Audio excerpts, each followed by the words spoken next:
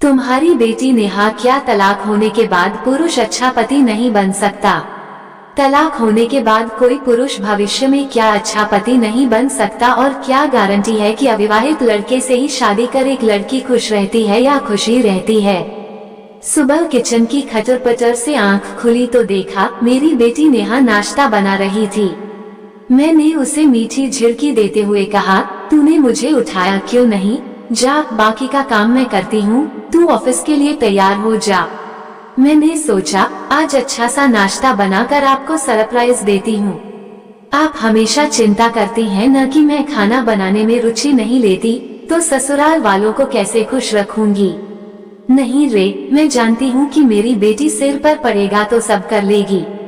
वो कभी ससुराल वालों को शिकायत का मौका नहीं देगी, गर्व से मैंने ये कहा। फिर कुछ सोचकर आगे बोली, बेटा तुझे ऑफिस जाने में अभी 1 घंटा बाकी है, मैं भी थोड़ा सा काम निपटा कर तैयार हो जाती हूँ, तू मुझे निशा आंटी के घर पर छोड़ देना, ठीक है? मैंने उसको मना करने का मौका ही नहीं दिया। वो मेरी बात सुनकर मुस्कुरा दी और बोली, अच्छा वही जो परसों पापा के साथ आपको मॉल में मिली थी, आपकी बचपन की सहेली, जिनके बारे में बातें बताने में आपने रात में बहुत देर तक मुझे और पापा को जगाए रखा था। अब समझी, इसलिए इतना मस्का लगाया जा रहा था। अब आपको लेकर तो जाना ही पड़ेगा, क्योंकि मैं जानती हूँ कि मेरी मम्मा कुछ मामलों में कभी समझौता नहीं करती। हाँ रे, उससे मिलने के बाद उसके बदले रंग रूप को देखकर उसके बारे में जानने के लिए बेचैन हूँ। कार में बैठकर नेहा ने निशा से उसका पता पूछा। उसका घर उसके ऑफिस के रास्ते में ही था। नेहा ने चैन की सांस ली कि वो ऑफिस के लिए लेट नहीं होगी। निशा अपने घर के दरवाजे पर ही मेरी प्रतीक्षा कर रही थी। नेहा ने बाहर से ही विदा लेनी चाहिए तो निशा ने उससे कहा, नहीं, पहली बार घर आई है, थोड़ी देर तो रुकना ही पड़ेगा, अपनी प्यारी सहेली की बेटी को जी भर कर देख तो लूं। और उसका हाथ पकड़कर उसे अंदर ले आई। ड्राइंग रूम के अंदर घुसते ही मेरी निगाह दीवार पर लगी दिवाकर की माला पहने हुए बड़ी सी फोटो पर पड़ी, जैसे कि वह निशा की सुनी मांग की गवाही दे रही हो। फोटो की ओर उंगली इंगित करते हुए सहसा मैं सकते की हालत में बोल पड़ी, ये कब और कैसे हुआ? माँ की आवाज लगाते हुए निशा के बेटे दिनेश के कमरे में प्रवेश करने के साथ ही मेरा प्रश्न अनुत्तरित रह गया। वो अचानक हमें देखकर अचकचाकर झेप गया। मेरे पैर छूते हुए उसने नेहा की ओर प्रश्नवाचक दृष्टि से देखते हुए अचंभित होकर बोला, अरे नेहा, तुम यहाँ कैसे? वो फिर मेरी तरफ झेपते हुए देखकर बोला, आंटी, यह आपकी मेरी बेटी है, तुम इसे कैसे जानते हो? मैंने उसकी बात बीच में ही काटते हुए कहा, अरे माँ, यह मेरे ही ऑफिस में काम करता है, मुझे पता ही नहीं था कि यह निशा आंटी का बेटा है। What a coincidence! इस बार नेहा के जवाब देने की बारी थी। तुम्हें ऑफिस जाना है तो मेरी ही गाड़ी से चलो, लौटते में यहीं आकर आंटी को अपने साथ ले जाना।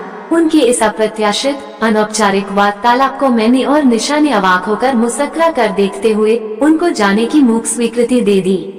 उन दोनों के जाने के बाद मैं बोली, ऐसे चमत्कार की तो कभी कल्पना भी नहीं की थी कि हमारे बच्चे भी एक दूसरे को जानते हैं। ऐसा तो फिल्मों में ही देखा है। खैर, अब तू अपनी सुना, तूने मुझे पत्र लिखना क्यों छोड़ दिया? मैंने इधर कुछ सालों से तुझे फेसबुक पर भी कितना ढूंढा, लेकिन सब व्यर्थ। वो मेरी उत्तेजना को शांत करते हुए बोली, बैठ तो मैं तुझे सब बताती हूँ। थोड़ी देर के लिए वो कुछ सोच में पड़ गई, जैसे समझ ना पा रही हो कि वो कहाँ से बातों का सिलसिला शुरू करे। फिर अपने को थोड़ा संयत करते हुए बोली, जयपुर में ग्रेजुएशन पूरी करने के बाद तू तो दिल्ली चली गई, दिवाकर पिता के व्यवसाय में लग गया और मैं प्राइवेट स्कूल में पढ़ाने का कार्य करने लगी। एक दिन अचानक मेरा एक पत्र दिवाकर के पिता के हाथ लग गया। उन्होंने उससे पूछताछ की तो उसने मेरे बारे में उन्हें सब कुछ सच सच बता दिया। उसने ये भी बता दिया कि वो मुझसे विवाह करना चाहता है, लेकिन मुझसे मिलने के बाद उसके माता पिता ने मुझसे विवाह की अनुमति देने से साफ इनकार कर दिया। मेरा साधारण सा घर और साधारण शक्ल सूरत वाली मैं, दोनों ही उनके उच्च स्तरीय रहन सहन से मेल नहीं खा रहे थे। उनका कहना था कि वे बिरादरी को क्या मुंह दिखाएंगे। उनके लिए बेटे के सुख से अधिक महत्वपूर्ण बिरादरी थी। लेकिन दिवाकर अपने निर्णय से टस से मस नहीं हुआ तो इकलौते बेटे को खोने के डर से उन्होंने विवाह की स्वीकृति दे दी। विवाह तो हो गया, लेकिन उन्होंने मुझे कभी मन से स्वीकार नहीं किया। मैंने हर तरीके से उनको खुश रखने की कोशिश की, लेकिन उनकी कल्पना में बसी बहू का स्थान मैं कभी नहीं ले सकी। विवाह के 2 साल के अंदर मेरी गोद में दिनेश आ गया। अभी हम उसका पहला जन्मदिन भी नहीं मना पाए थे कि अचानक दिवाकर की कार दुर्घटना में मृत्यु हो गई। ये सुनते ही मैं सकते में आ गई। ओह, इतनी जल्दी, ये तो बहुत बुरा हुआ। मैं आंखें चौड़ी करके हतप्रभ उसकी ओर देख रही थी। इतना बताकर निशा थोड़ी देर के लिए मौन हो गई, जैसे वह अतीत में पहुंच गई हो। उसकी आंखों में आंसू छल छल आए। मुझे समझ नहीं आ रहा था कि उसको क्या कहकर सांत्वना दूं। मैं कुछ भी बोलने की स्थिति में न थी। उसने तटस्थ होकर आगे बताया, उसके बाद तो मेरे सास ससुर ने मुझे ये कहकर प्रताड़ित करना शुरू कर दिया कि मेरा मनहूस साया पड़ने के कारण ही उनके बेटे की असमय मृत्यु हो गई है। मेरा ससुराल में रहना दूभर हो गया था, इसलिए मैं अपने माता पिता के पास लौट गई। मैंने फिर से स्कूल में पढ़ाना शुरू कर दिया। मेरे माता पिता ने इकलौती संतान होने के कारण मुझे कभी किसी चीज की कमी नहीं होने दी। दिवाकर की कमी की भरपाई करने के लिए भी उन्होंने मेरा दूसरा विवाह करने की बहुत कोशिश की, लेकिन मैंने उनको अच्छी तरह समझा दिया कि दिवाकर का स्थान मेरे जीवन में कभी कोई नहीं ले सकता। अंत में उनको मेरे इस इरादे से समझौता करना ही पड़ा। मेरे माता पिता मेरे दुख से अंदर ही अंदर भूलकर एक के बाद एक इस संसार से विदा हो गए। उस समय दिनेश की उम्र 14 वर्ष थी। समय बीतता गया और दिनेश की पिलानी से इंजीनियरिंग की पढ़ाई पूरी करने के बाद बेंगलुरु की एक कंपनी में नौकरी लग गई। दिनेश की नौकरी लगने के बाद मैं भी जयपुर छोड़कर उसके साथ रहने के लिए बेंगलुरु चली गई। थोड़ी देर के लिए उसकी वाणी पर विराम लग गया था।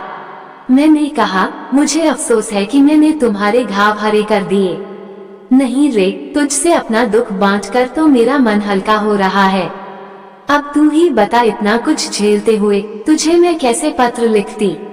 लेकिन ये सच है कि मैं तुझे कभी नहीं भूली, उसने गहरी सांस लेते हुए कहा।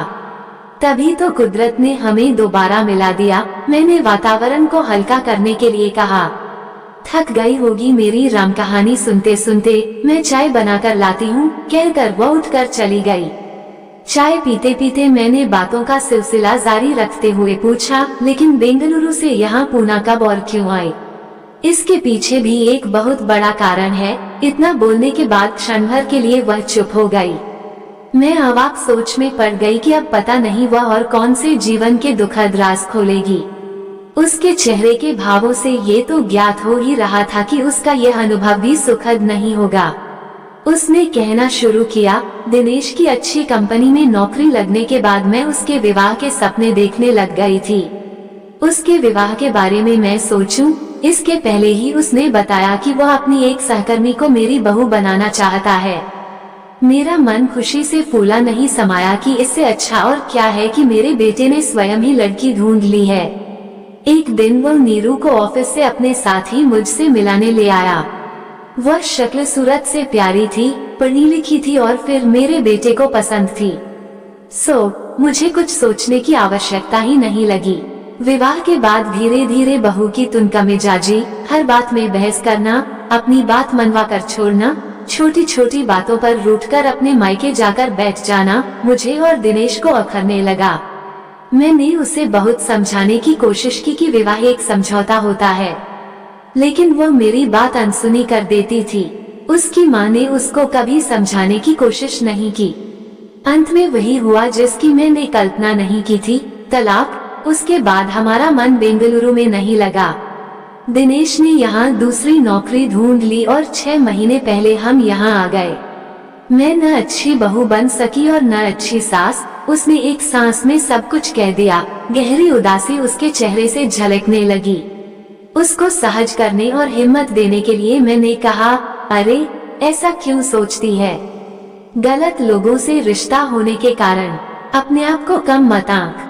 ये तो उन लोगों की बेवकूफी है कि उन्होंने तेरी कद्र नहीं की।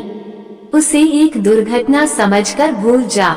दिवाकर और अपने माता पिता के जाने के बाद मैं अपने को बहुत अकेला महसूस कर रही थी, लेकिन अब तुझसे मिलने के बाद यह एहसास कम हो गया है। अब तू अपने तथा अपने परिवार के बारे में भी तो कुछ बता। उसने थोड़ा तटस्थ होकर उत्सुकता से पूछा। प्रत्युत्तर में मैंने बताया, मेरा तो जीवन सीधा सपाट है। मेरे 2 बच्चे हैं। बड़ा बेटा अपने परिवार के साथ अमेरिका में बस गया है। एक बेटी और पति हैं, उनसे तो तू मिल ही चुकी है। मुझे निशा के घर आए कई घंटे हो गए थे। हमने जी भर कर पुरानी यादों के समुद्र में गोते लगाए। निशा ने कहा कि आज पता नहीं कितने वर्षों बाद उसे हंसी आई है। अचानक नेहा के कार के हॉर्न की आवाज बाहर से सुनाई दी तो मैं घर लौटने के लिए खड़ी हो गई। निशा ने खाना खाकर जाने का मुझसे बहुत आग्रह किया, लेकिन मैंने फिर कभी कहकर उससे जाने की अनुमति मांगी। 2 दिनों बाद ही रविवार था। निशा को अपने बेटे के साथ अपने घर पर रात के खाने के लिए आमंत्रित करके मैंने विदा ली। रविवार शाम को निशा अपने बेटे के साथ हमारे घर आ गई। आने के बाद वह बार बार कह रही थी कि मुझसे मिलने के बाद वह बेहद खुश है। इधर मेरा भी यही हाल था। खाते हुए उसे इस बात की बहुत खुशी हुई कि इतने सालों में भी मैं उसकी पसंद को नहीं भूली हूँ। खाना खाने के बाद बहुत देर तक बैठकर बातें होती रहीं। कब रात के 11 बज गए पता ही न चला। इसके बाद आए दिन हम लोग एक दूसरे के घर जाने लगे थे। अक्सर नेहा मुझे निशा के घर छोड़ती हुई दिनेश के साथ ऑफिस चली जाती और लौटते समय मुझे लेती हुई घर आ जाती। समय अपनी रफ्तार से बीत रहा था। समय में बदलाव के अनुसार मैंने एक दिन नेहा से पूछा, बेटा समय से सभी काम होने चाहिए। मैं चाहती हूँ कि तू अगले महीने 25 वर्ष की हो जाएगी। अब तेरी शादी होनी चाहिए। तुझे कोई पसंद है तो बता दे, नहीं तो मैं कोशिश करूँ। वह जैसे इसी मौके की ताक में ही थी। बिना किसी भूमिका के सपाट स्वर में बोली, ममा, मैं और दिनेश आपस में शादी करना चाहते हैं। मैं अचानक इस अप्रत्याशित बात को सुनकर हतप्रभ रह गई। थोड़ी देर तो मैं अवाक रहकर सोच में पड़ गई, फिर चिल्ला कर बोली, तेरा दिमाग तो खराब नहीं हो गया है? तुझे पता है न कि वह तलाकशुदा है। फिर बिरादरी वाले क्या कहेंगे ये भी तूने सोचा है? मेरी तो नाक ही कट जाएगी। तेरे विवाह के लिए मैंने पता नहीं कितने सपने देखे हैं। ऐसी तुझ में क्या कमी है कि ऐसे लड़के से तू शादी करेगी? तो क्या हुआ माँ, तलाक होने के बाद कोई पुरुष भविष्य में क्या अच्छा पति नहीं बन सकता? इसमें उसकी कोई गलती नहीं है। यह उसके समय की विडंबना ही समझो। उसने मुझसे कोई बात छिपाई नहीं। मुझे तो वह पहले ही बहुत पसंद था, लेकिन जब पता लगा कि उसकी माँ आपकी बचपन की सखी हैं, तो मुझे अपने रिश्ते पर गर्व होने लगा। और क्या गारंटी है कि अविवाहित लड़के के साथ मैं खुशी रहूंगी? मैंने अपने पति को बुलाकर नेहा को समझाने की बात कही तो मेरे पति सारी स्थिति समझकर बोले, समय बहुत बदल गया है। नेहा पढ़ी लिखी लड़की है। इसको अपनी पसंद का जीवन साथी ढूंढने का पूरा अधिकार है। जाना पहचाना परिवार है। लड़का भी अच्छी पोस्ट पर काम कर रहा है। जब उसके तलाकशुदा होने से नेहा को कोई ऐतराज नहीं, तो हमें क्यों है? मैंने अमेरिका फोन करके अपने बेटे बहू से भी सलाह ली, तो उन्होंने भी कहा कि जब नेहा राजी है तो उनको भी कोई आपत्ति क्यों होगी। सबके तर्क के सामने मेरे लिए सोचने को कुछ बचा ही नहीं था। मैंने फिर इस संबंध में गहराई से मनन किया तो मुझे भी लगा कि आजकल समय इतना बदल गया है कि अनजान परिवार में रिश्ता करना भी ठीक नहीं है। निशा को तो मैं बचपन से जानती हूँ, इसलिए नेहा की पसंद पर मुहर लगा देना ही ठीक है। अगले दिन मैं अपने पति के साथ बिना देर किए निशा के घर पहुँच गई। हमें अचानक आया देखकर वह अचंभित होकर बोली, अरे आप लोग अचानक कैसे? उसकी बात पूरी भी नहीं हुई कि मैं बोली, बात ही कुछ ऐसी है कि हम रुक नहीं पाए। हम अपनी बेटी को तुम्हें सौंपना चाहते हैं। मैंने बिना किसी भूमिका के एक सांस में बोल दिया, जैसे मुझे पूरा विश्वास था कि निशा इस रिश्ते के लिए एकदम तैयार हो जाएगी। और वही हुआ। इस अप्रत्याशित प्रस्ताव की तो उसने कभी कल्पना भी नहीं की थी। वो खुश होकर बोली, मेरे लिए इससे अधिक खुशी की बात क्या हो सकती है? लेकिन नेहा को पता है न कि दिनेश, उससे तो पूछो। उसके कहने से ही तो हम ये प्रस्ताव लेकर यहाँ आए हैं। दिनेश और नेहा दोनों ही एक दूसरे को चाहते हैं, बस तुम्हारी स्वीकृति मिलनी बाकी थी। और हर्षातिरेक में हम दोनों सखियां एक दूसरे से लिपट गईं। मैंने हंसते हुए कहा, निशा तुझे याद है हमने आपस में कई बार कहा था कि हम अपने बच्चों की शादी आपस में करके एक दूसरे से रिश्तेदारी जोड़ लेंगे। हमारा इतने सालों बाद मिलना केवल एक हादसा नहीं है, बल्कि कुदरत की ही सुनियोजित योजना है। कहते हैं जोड़े ऊपर से बनकर आते हैं। अच्छा अब ये बता, दहेज में तुझे क्या चाहिए? तुम्हारी प्यारी सी बेटी नेहा। निशा के इतना कहते ही हम सभी खिलखिलाकर हंस पड़े। आपको ये कहानी कैसी लगी हमें कमेंट कर जरूर बताएं। इसी तरह की अच्छी कहानियाँ आप यहाँ पर पढ़ सकते हैं। यहाँ उपस्थित शिक्षाप्रद कहानियाँ आपका मनोरंजन करने के साथ दिशा भी देंगी। तो बने रहिए हमारे साथ और हमारे प्रयास को सफल बनाएं।